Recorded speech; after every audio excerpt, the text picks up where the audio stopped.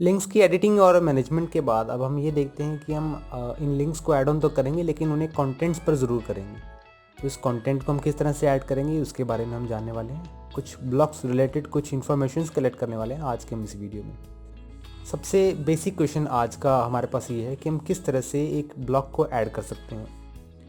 किसी भी ब्लॉग को ऐड करने के लिए आपको सिंपली क्या करना है, जब आप कंटेंट टाइप कर रहे हैं, किसी भी तरह की पोस्ट को क्रिएट कर रहे हैं, आप मान लीजिए जैसे कि आप ये पैराग्राफ को पूरा कंप्लीट करते हैं, जैसे कि this is the sample paragraph. ऐसे करते करते जब आप इसे एंटर करते हैं, यानी कि ये पैराग्राफ आपका एंड हो चुका है।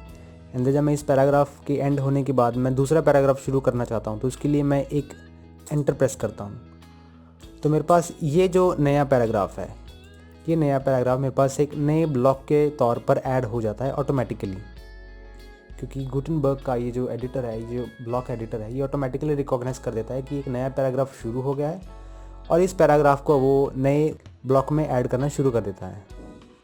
तो ये सबसे पहला तरीका मेरे पास ब्लॉक ऐड करने का। अगर आप कॉन्टिन्यूसली कुछ पैराग्राफ्स को टाइप कर रहे हैं, मान लीजिए ऐसे ही करते किसी भी तरह की आप वर्ड्स टाइप करते हैं, एंटर करते ही आप नई ब्लॉक को क्रिएट कर पाएंगे। जैसे ही पैराग्राफ एंड होते ही एंटर प्रेस करते हैं, वैसे ही नया ब्लॉक आप ऐड कर पाएंगे इसके बीच में। तो ये मेरे पास सबसे पहला मेथड था किसी भी ब्लॉक को ऐड करने का। दूसरा मेथड मेरे पास, अगर मैं किसी ब्लॉक को ऐड करना चाहता हूँ, अब मैं मान लीजिए कि इस लाइन के टॉप पर एक एम्प्टी ब्लॉक ऐड करना चाहता हूँ, उसके लिए मुझे इन 3 डॉट्स पर क्लिक करना है एंड इंसर्ट बिफोर को प्रेस करना है जब आप इसके ऊपर एक ब्लॉक ऐड करना चाहते हैं। इसे मैं नाम देता हूँ अपर ब्लॉक।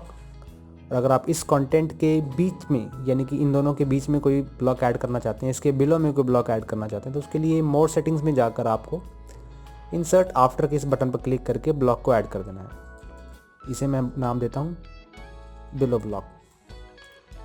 तो ये मेरे पास दूसरा तरीका था मोर सेटिंग्स से ब्लॉक्स को ऐड करने का। इसके अगले तरीकों को देखते हैं कि हम किस तरह से एक ब्लॉक को ऐड कर सकते हैं। इसके लिए मुझे सिंपली पैराग्राफ के बॉटम की इस लाइन को होवर करना है एंड इस प्लस के साइन को क्लिक करना है। देन मैं यहाँ से उस ब्लॉक को सिलेक्ट कर पाऊँगा जो मुझे ऐड करना है, चाहे वह पैराग्राफ है, हाईलाइटेड टेक्स्ट है, लिस्ट है, ग्रुप या इमेज। मैं सिंपली यहाँ पर एक पैराग्राफ ऐड करता हूँ, तो मैं इस तरह से नए ब्लॉक को क्रिएट कर पाऊँगा। हमारे पास एक लास्ट तरीका ये है कि हम किस तरह से एक नई ब्लॉक को ऐड कर सकते हैं। इसके लिए मुझे यहाँ पर प्लस साइन, सबसे बॉटम में एक प्लस साइन पर क्लिक करना है और यहाँ से मैं उस ब्लॉक को ऐड कर सकता हूँ। सिंपली आप हेडिंग ऐड करें। तो इस तरह से मैं बारी बारी से सभी ब्लॉक्स को ऐड कर सकता हूँ। और सबसे ईजी तरीका जो अभी तक हमने जाना नहीं है, उसे हम सबसे ईजी तरीके को जान लेते हैं कि आप किस तरह से एक ब्लॉक को ऐड कर सकते हैं। सिंपली आपको प्लस आइकन पर क्लिक करना है। प्लस आइकन पर क्लिक करने के बाद आपको यहाँ से पैराग्राफ सेलेक्ट करना है। पैराग्राफ के अंदर आप कोई अदर ब्लॉक ऐड करना चाहते हैं, तो उसके लिए आपको फॉरवर्ड स्लैश यूज़ करना है। एंड देन आपके सामने ये एक शॉर्टकट है कीबोर्ड का, जिससे आपके सामने बारी बारी से सभी विजिट्स अवेलेबल होने शुरू हो जाएंगे और इनमें से आप कोई भी विजिट सेलेक्ट कर सकते हैं। मान लीजिए आपको हेडिंग ऐड करनी है, तो आप हेडिंग को यूज़ कर सकते हैं। अगर आप इसे चेंज करना चाहते हैं तो प्लस के साइन पर ऐड करके सबसे पहले आप पैराग्राफ को ऐड कर लीजिए। पैराग्राफ ऐड करने के बाद फॉरवर्ड स्लैश, और किसी भी विजिट को ऐड करने के लिए आप उस विजिट को सिंपली लेफ्ट क्लिक करेंगे तो वो विजिट आपके सामने कुछ इस तरह से ऐड हो जाएगा। लेकिन आपको इसमें एक बात ज़रूर ध्यान रखनी है, ये जो कीबोर्ड का शॉर्टकट है ये सिर्फ पैराग्राफ पर वर्क करता है। पैराग्राफ क्लिक करके आपको फॉरवर्ड स्लैश लगाने पर ही आप ये विजिट सर्च कर पाएंगे। तो मेरे पास शॉर्टकट था कीबोर्ड का कि आप किस तरह से एक ब्लॉक को ऐड कर सकते हैं। और सभी हमने ब्लॉक्स को ऐड करने के तरीक़ों को इस वीडियो में देखा। और हम ये देखते हैं कि हम किस तरह से किसी भी ब्लॉक को डिलीट कैसे कर सकते हैं। किसी ब्लॉक को डिलीट करने के लिए आपको क्या करना है, सिंपली मैं यहाँ से पैराग्राफ के अंदर जाता हूँ, जो पैराग्राफ हमने यहाँ पर टॉप में एम्बेड किया, मैं इस ब्लॉक को डिलीट करना चाहता हूँ। इसके लिए मैं पूरे टेक्स्ट को मार्क करता हूँ और बैक स्पेस को डबल टाइम प्रेस करता हूँ। डबल टाइम प्रेस करते ही मेरे पास वो ब्लॉक डिलीट हो जाएगा। दूसरा तरीका हमारे पास किसी ब्लॉक को डिलीट करने का ये है, मैं सिंपली इस मोर ऑप्शन के बटन पर प्रेस करूँ एंड रिमूव ब्लॉक को क्लिक करूँ, तो इस तरह से मेरे पास ब्लॉक भी मूव हो जाएगा। उसके बाद बॉटम पे सबसे लास्ट में आप ये देख रहे हैं कि आपके पास इस ब्लॉक के लास्ट में कुछ टैब्स विजिबल हो रहे हैं, हेडिंग का टैब, इमेज का टैब और कोड का टैब। इस तरह से ये देख सकते हैं, ये मेरे पास मोस्ट रिसेंट ब्लॉक्स हैं जिन्हें मैंने ज़्यादातर यूज़ किया। ये आपकी पोस्ट के ऊपर डिपेंड है कि आपकी पोस्ट में ज़्यादातर क्या चीज़ें ऐड की गई हैं। एंड देन उसके बाद मैं एक छोटा सा ओवरव्यू इसमें ले लेता हूँ कि जब मैं इस प्लस के आइकन पर क्लिक करता हूँ, प्लस के आइकन पर क्लिक करने पर मेरे पास अलग अलग टैब्स विजिबल हो जाते हैं, जिन टैब्स से आप ब्लॉक्स को ऐड कर सकते हैं। सबसे ज़्यादा यूज़ किए जाने वाले ब्लॉक्स को आप इस टैब में फाइंड कर सकते हैं। को ब्लॉक्स के अंदर आप उन चीज़ों को फाइंड कर सकते हैं जो आपके मेनली प्राइमरी विजेट्स हैं उन्हें। एंड देन इसके बाद बॉटम पे जैसे जैसे आप चाहते हैं वैसे आपको ब्लॉक्स गैलरीज कि आपको किस तरह से मैसनरी या गैलरी को ऐड ऑन करना है। कॉमन ब्लॉक्स जो कि मोस्टली यूज़ किए जाने वाले ब्लॉक्स हैं। फॉर्मेटिंग रिलेटेड सभी ब्लॉक्स यहाँ पर देख सकते हैं। लेआउट एलिमेंट्स यानी कि एक ब्लॉक के अंदर अगर आप 2 रोज़ ऐड करना चाहते हैं तो सिंपली इसे क्लिक करें कॉलम्स के सेक्शन को और लेआउट सेलेक्ट करें। मैं यहाँ पर 50-50 यानी कि 50% लेफ्ट का एरिया 50% राइट का एरिया किस ब्लॉक को ऐड करता हूँ। मेरे पास इस तरह से एक ब्लॉक में 2 रोज़ ऐड हो जाएंगी। अगर इसमें मैं कोई ब्लॉक ऐड करना चाहता हूँ उसके बाद की फैसिलिटी को वर्कआउट करते हैं।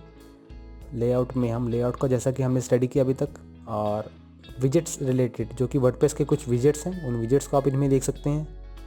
एम्बेड्स यानी कि अगर कोई वीडियो एम्बेड करना चाहते हैं, कोई यूट्यूब की वीडियो, वर्डप्रेस की, इंस्टाग्राम की, तो आप इन्हें सिंपली इन लिंक्स से एम्बेड कर सकते हैं। एंड देन इसके बाद हम देखते हैं कि हम ब्लॉक्स को मूव कैसे कर सकते हैं। यानी कि मैं इस इमेज को इस बटन टेक्स्ट के टॉप पर जाता हूँ तो उसके लिए मुझे क्या करना है, सिंपली इस इमेज को ड्रैग करना है इस टेक्स्ट से इस तरह।